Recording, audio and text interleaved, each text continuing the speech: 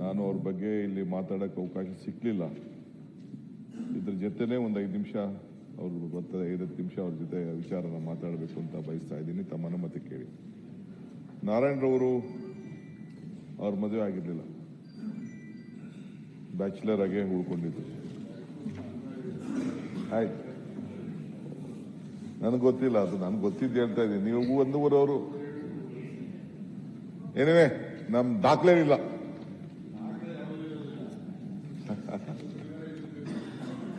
Okay, ಅವರು unmarried ಏನು ಒಟ್ಟೊಳಗೆ ಮದುವೆ ದಾಖಲೇನಿಲ್ಲ. ಅಧ್ಯಕ್ಷ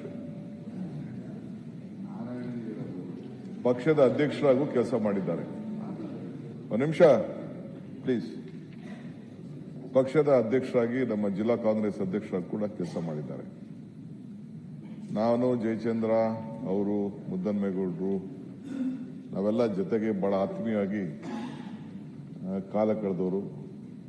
ವಿದೇಶಕ್ಕೆಲ್ಲ ಜೊತೆಲಿ ಪ್ರವಾಸ ಮಾಡಿರೋರು ನಾವು ಎಲ್ಲ ಕೂಡ ಇದೆ. ಬಟ್ ಯಾವತ್ತೂ ಕೂಡ ಪಕ್ಷದ ನಿಷ್ಠೆಗೆ ಅವರು ಕೂಡ ಒಂದು ದೊಡ್ಡ ಹೆಸರು. ಶ್ರೀ ಆರ್ ನಾರಾಯಣರವರು ನಮ್ಮ ಆತ್ಮೀಯರಾಗಿದ್ದರು. ಸೊ ಕ್ಷೇತ್ರ ವಿಂಗಡಣೆ ಆಯಿತು, ಅವ್ರಿಗೆ ಮತ್ತೆ ಸ್ಪರ್ಧೆ ಮಾಡಲಿಕ್ಕೆ ಒಂದು ಅವಕಾಶ ಸಿಗಲಿಲ್ಲ. ಸೊ ಅದಕ್ಕೆ ಅವರ ಆರೋಗ್ಯ ಮಧ್ಯ ಸ್ವಲ್ಪ ಬಹಳ ಕೆಟ್ಟಿತ್ತು ಅಂತ ತಿಳಿದಿತ್ತು. ಮಧ್ಯ ಒಂದು 4-5 ತಿಂಗಳಲ್ಲಿ ನನಗೇನಾದ್ರು ಒಂದು ಪಾರ್ಲಿಮೆಂಟ್ ಅವಕಾಶ ಮಾಡಿಕೊಡು ಅಂತ ಬಂದು ಕೇಳಿದ್ರು. ಬಟ್ ಆರೋಗ್ಯದ ಪರಿಸ್ಥಿತಿ ನೋಡಿ ಮಾಡೋಕ್ಕಾಗಲಿಲ್ಲ. ನನಗೆ ಇವತ್ತು ಬೆಳಗ್ಗೆ ನಿಮ್ಮ ಚೇಂಬರ್ಗೆ ಕೂತಾಗ ನನಗೆ ಈ ರೀತಿ ಆಯಿತು ಅಂತೇಳಿ ನಮ್ಮ ಜಯಚಂದ್ರ ಅವರು ತಿಳಿಸಿದ್ರು. ಈ ರೀತಿ ಆಯಿತು ಅಂತ ಜಯಚಂದ್ರ ಅವರು ನನಗೆ ತಿಳಿಸಿದ್ರು. ಸೊ ಇವತ್ತು ತಾವು ಕೂಡ ಇದಕ್ಕೆ ನಮಗೆ ಸಂತಾಪ ಮಾಡಲು ಸಿಕ್ಕಿದ್ದೀರಿ. ಭಗವಂತ ಅವರ ಕುಟುಂಬಕ್ಕೆ ಒಳ್ಳೇದು ಮಾಡಲಿ. ಕುಟುಂಬ ಅಂದರೆ ಭಾಳ ಅನ್ಯಾಯಗಳಿದ್ದಾರೆ, ಅವ್ರಿಗೆ ಸಂಬಂಧಿಕರಿದ್ದಾರೆ, ನಾವು ಎಲ್ಲ ಅವರ ಆತ್ಮೀಯರು.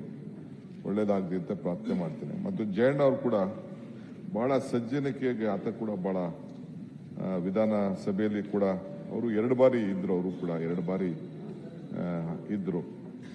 ಅಸೆಂಬ್ಲಿ ಟಿಕೆಟ್ ಕೇಳಕ್ಕೆ ಬಂದರು. ನಾನು ಕಷ್ಟ ಆಗ್ಬೋದು, ಬಹಳ ಜನಪ್ರಿಯತೆ ಇತ್ತು. ಅವ್ರು ಕೇಳಿದಾಗ ಪಕ್ಷ ಏನು ತೀರ್ಮಾನ ಮಾಡ್ತದಾಗೆ ಒಪ್ಕೊಳ್ತೀನಿ ಅಂತ ಹೇಳಿದ್ರು.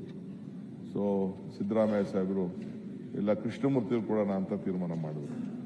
ಆಗ ಕೂಡ ನನ್ನ ಬಗ್ಗೆ ಗಮನಿಸಿ ಅಂತೇಳಿ ಅವರು ಕೂಡ ಬಿಟ್ಟು ಇವತ್ತು ನಾವು ವೇರೋಸಿಂಗ್ ಕಾರ್ಪೊರೇಷನ್ ಚೇರ್ಮನ್ ಅನ್ನು ಅವ್ರನ್ನ ಈಗ ತಾನೇ ನಾವು ಮಾಡಿದ್ದು. ಅವರು ಕೂಡ ನಾನು ಪಾಲ್ಗೊಳ್ಳೋಕ್ಕಾಗಲಿಲ್ಲ ಅನೇಕ ಕಾರಣದಿಂದ. ಸೊ ಅವರ ಆತ್ಮಕ್ಕೂ ಕೂಡ ಶಾಂತಿ ಸಿಗಲಿ ಅಂತೇಳಿ ನಾನು ಪ್ರಾರ್ಥನೆ ಮಾಡ್ತೇನೆ. ಕೃಷ್ಣ ಸಾಹೇಬರು ವಿಚಾರ, ಕೃಷ್ಣ ಸಾಹೇಬರು ಅಧ್ಯಕ್ಷರೇ, ಬಹುಶಃ ನಾನು ಮಾತಾಡಲೇಬೇಕಾಗ್ತದೆ. ಮೊನ್ನೆ ನಾನು ಇರೋಕ್ಕಾಗಲಿಲ್ಲ. ತಕ್ಷಣ ನನಗೆ ಬೆಳಗ್ಗೆ 3 ಗಂಟೆಗೆ ವಿಷಯ ಬಂತು. ನನಗೆ ಬಂದ ತಕ್ಷಣ ನಾನು ವಾಪಸ್ ಬೆಳಗ್ಗೆ ಹೋಗ್ಬೇಕಾಯ್ತು. ನಾವು ಬಹಳ ವರ್ಷದ ರಾಜಕೀಯದ ನಂಟು, ಜೊತೆಗೆ ನನಗೆ ಸಂಬಂಧ, ಎರಡೂ ಕೂಡ ಬೀಗ್ತನ, ಇವೆರಡೂ ಕೂಡ ಮಾಡಿದ್ವಿ. ಕೃಷ್ಣರವರ ಸಾವು ನನಗೆ ದುಃಖ ತರಲಿಲ್ಲ, ನನಗೆ ಸಂತೋಷ ತಂದಿದೆ. ಯಾಕೆಂದ್ರೆ ಮನುಷ್ಯ ಹುಟ್ಟಿದ ಮೇಲೆ ಯಾವತ್ತಾರು ಸಾಯಲೇಬೇಕು. ಅವರು 92 ವರ್ಷ ಅವರ ಜೀವನ, ಭಗವಂತ ನಮ್ಗೆ ಶಕ್ತಿ ಕೊಡ್ತಾನೆ ನನಗೆ ಗೊತ್ತಿಲ್ಲ. 92 ವರ್ಷ, ಒಂದು 4-5 ತಿಂಗಳು ಸ್ವಲ್ಪ ಆರೋಗ್ಯ ಅವ್ರಿಗೆ ಕೆಟ್ಟಿತ್ತು. ಅದು ಬಿಟ್ರೆ ಪ್ರತಿ ದಿನನೂ ಕೂಡ ಅವರ ಲವಲವಿಕೆ, ಅವರ ಶೈಲಿ, ಅವರ ಉಡುಪು, ಅವರ ಬದುಕು ಎಲ್ಲ ಕೂಡ ಲೈಫ್ ಸ್ಟೈಲಿಂದ ಹಿಡಿದು ರಾಜಕಾರಣ ನಾನು ಕಳೆದ ಒಂದು 30-40 ವರ್ಷ ಬಹಳ ಹತ್ತಿರದಿಂದ ನಾನು ನೋಡಿದ್ದೇನೆ. ಇಡೀ ನಮ್ಮೆಲ್ಲರೂ ಕೂಡ ಒಂದು ಆಕರ್ಷಣೀಯ ವ್ಯಕ್ತಿ. ನಿಮ್ಮ ಸ್ಥಾನದಲ್ಲಿ ಅವ್ರು ಕೂತಿದ್ರು ಅಧ್ಯಕ್ಷರೇ.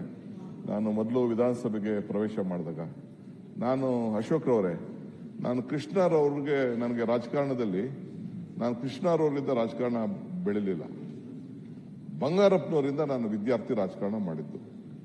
ಡಿಫರೆನ್ಸ್ ಆಫ್ ಒಪಿನಿಯನ್ ಬಂತು. ಬಂಗಾರಪ್ಪನವ್ರನ್ನ ರಾಜೀನಾಮೆ ಕೊಡುವಂತ ಸಂದರ್ಭ ಬಂತು. ಅವರು ರಾಜೀನಾಮೆ ಕೊಟ್ಟರು.